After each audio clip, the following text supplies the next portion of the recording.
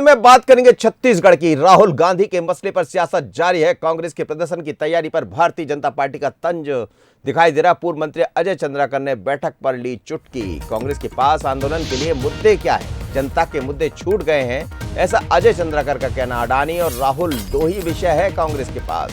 अजय चंद्राकर के बयान पर मंत्री अमरजीत सिंह भगत का पलटवार भी सामने आया। अजय चंद्राकर बेतुके बयान के लिए प्रसिद्ध है, उन्होंने ऐसा कहा। लेकिन राहुल गांधी का जो मसला है, जो सियासत है राहुल गांधी को लेकर, वो थमती नजर नहीं आ रही है।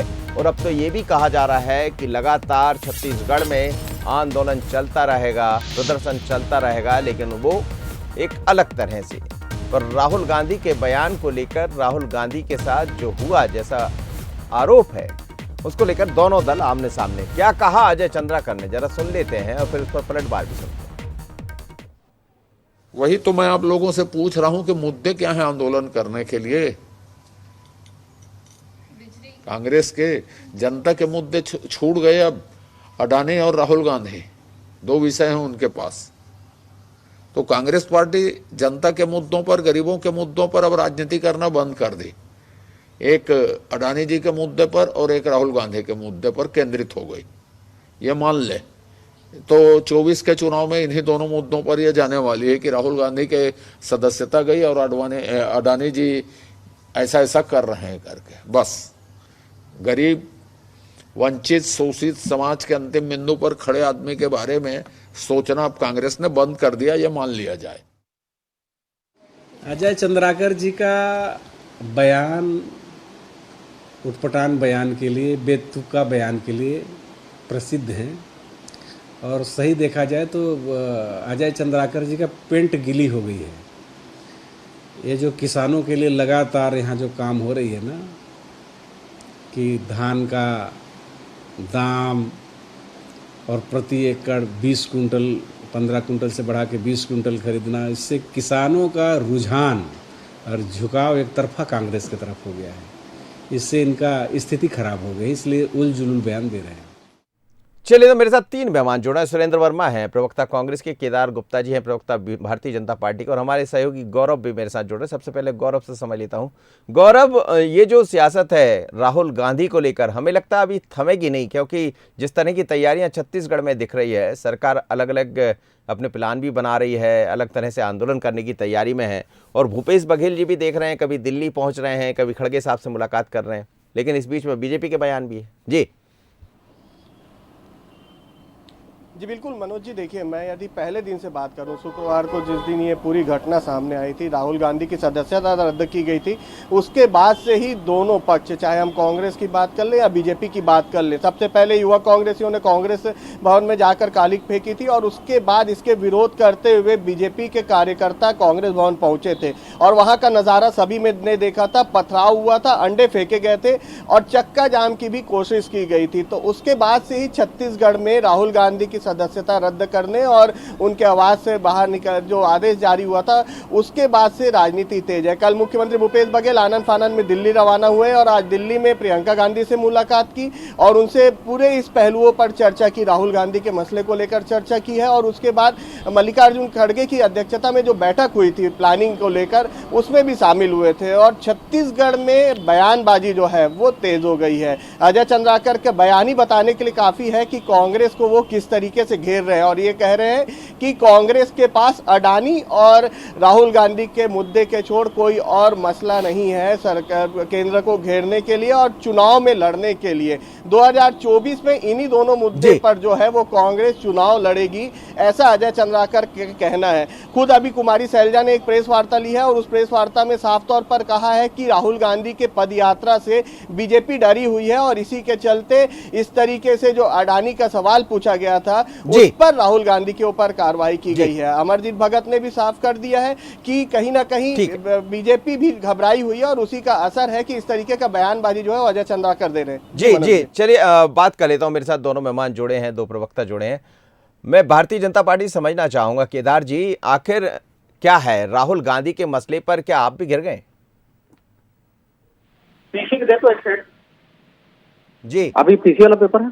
जी, केदार गुप्ता जी, मेरी आवाज सुन पा रहे हैं? सुरेंद्र वर्मा जी, हेलो, मेरी आवाज आ रही है आपको? केदार जी, आ रही है मेरी आवाज? जी जी, मैं आपसे समझना चाह रहा था कि आखिर जो बयान सामने आया है चंद्राकर जी का, उस बयान के क्या मायने निकाले जाए? क्या ये माना जाए कि कांग्रेस घेर पाने में सफल हो गई आप लोग को? देखिए, कांग्रेस घेर रही है कि नहीं घेर रही है तो जनता बताएगी। परंतु राहुल गांधी जी ने जिस बदतमीजी का यहाँ पर उदाहरण पेश किया है, मैं कहूंगा कि मोदी सरनेम को चोर कहा है, बेईमान कहा है। इससे देश में जितने सर, भी अब जो मोदी शब्द आप सरनेम के इस्तेमाल कर लोग रहे हैं वो हैं, भी उचित तो नहीं है। जी? आपने भी कहा, जो जिस लफ्ज का मैं नहीं कहूंगा, आपने जहां से शुरुआत की वो भी उचित तो नहीं कहा जाएगा राजनीति। तो कैसे उचित अनुचित का कहाँ सवाल है? जी। जब कोर्ट कह रहा है कि आप क्षमा मांग लो, तो कोर्ट में क्षमा नहीं मांग सकते वो, और कहते हैं कि मैं क्षमा नहीं मांगूंगा। अरे आप किसी को भी आप कहते हैं चोर है, तो वो क्या अच्छी तमीज की बात है क्या? मैं फिर से पूछना चाहता हूँ, ये तमीज की बात है? और न्यायालय अगर आपको कहता है कि आप माफी मांग लें तो कार्रवाई नहीं होगी, तो माफी मांग लेना चाहिए था।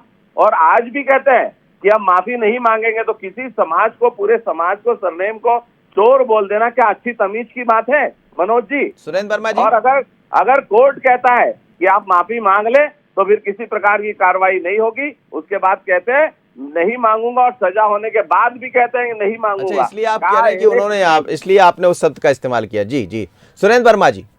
मनोज जी, बदजुबानी जो है वो भाजपाइयों की संस्कृति बन चुकी है। और जिस प्रकार से ये कह रहे हैं किसी जाति को किसी सरनेम को गाली दिए हैं, ये फिर से सुन ले राहुल जी का भाषण। ललित मोदी को चोर कहा था, नीरज मोदी को चोर कहा, मेहुल चौकसे को चोर कहा, और मोदी को, नरेंद्र मोदी को उनका संरक्षक बताया था। छाती ठोक के कांग्रेसी कहते हैं, और ये सुन ले। और बदजुबानी केवल भाजपाइयों की नहीं कहते, जो चोर कहोगे ये बदतमीजी नहीं है? जी। सुन लीजिए फिर से कहूंगा, अगर आप किसी को चोर कहोगे तो ये क्या है? सरकार में रहे तो यही करते ये क्या है? चोर कहोगे किसी को? ये जवाब सुन लीजिए, मैं आपके पास आ रहा हूँ, लौट रहा हूँ आप। जी जी, बोलिए सुरेंद्र जी। किसी को चोर कहोगे, ये तमीज है? अग्रवाल, रमन सिंह आज ओबीसी के, मैं पूछ रहा हूँ सुरेंद्र जी से, मनोज जी, क्या किसी को चोर कहो ये तमीज की बात है क्या? शर्म आनी चाहिए, शर्म करो, डूब मरो। और बदजुबानी जो है वो अजय चंद्राकर का चरित्र बन चुका है। 2 दिन पहले किसानों को तस्कर कहे, माफी मांगनी चाहिए इनको। और ये जिस प्रकार से लोकतंत्र को दांव करते रहे, संवैधानिक अधिकारों को खत्म करने का षड्यंत्र रच रहे हैं।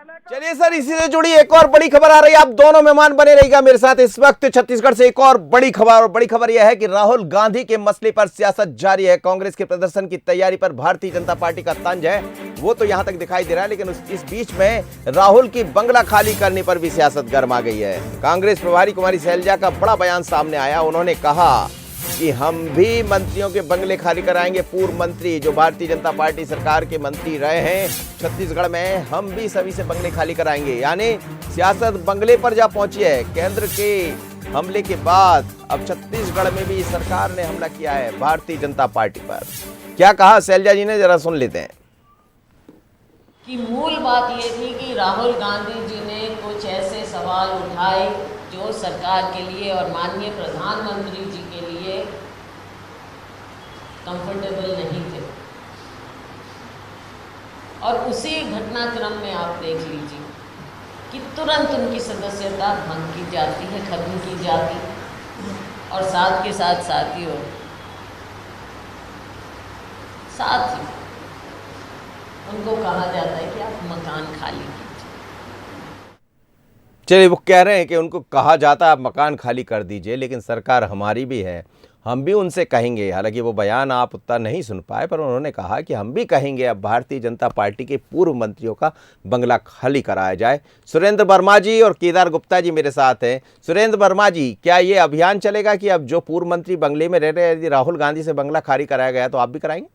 जी, प्रतिक्रियावादी प्रवृत्ति जो है इन संघियों की है। कांग्रेस कभी बदले की भावना से काम नहीं करती। और जो हमारी प्रभारी ने कहा है वो रिव्यू करने की बात कही है, खाली करवाने की बात जो है, मैंने पहले भी कहा ना, पहले लोकसभा में माइक म्यूट किए गए, फिर लोकसभा बाधित सत्ताधारी भारतीय जनता पार्टी के सांसदों द्वारा किया गया, और 30 दिन का समय जब न्यायालय ने दिया था तो तत्काल तत्परता जिस प्रकार से बरती गई, सदस्यता की समाप्ति को लेकर, और उसके बाद बंगले खाली कराने का नोटिस। राहुल जी को तो फर्क नहीं पड़ता, उससे उन्होंने तत्काल उसका जवाब भी दिया और समय से पहले खाली करने का आश्वासन भी दिया। और जो भाजपाई जो है अपने गिरबान में झाके आज भी भाजपा के पूर्व मंत्री बंगले पे काबिज है, भाजपा के पूर्व विधायक जो है बंगले पे काबिज है। तो ये मोह जो है इन संघियों को, इन दुरंगियों को है।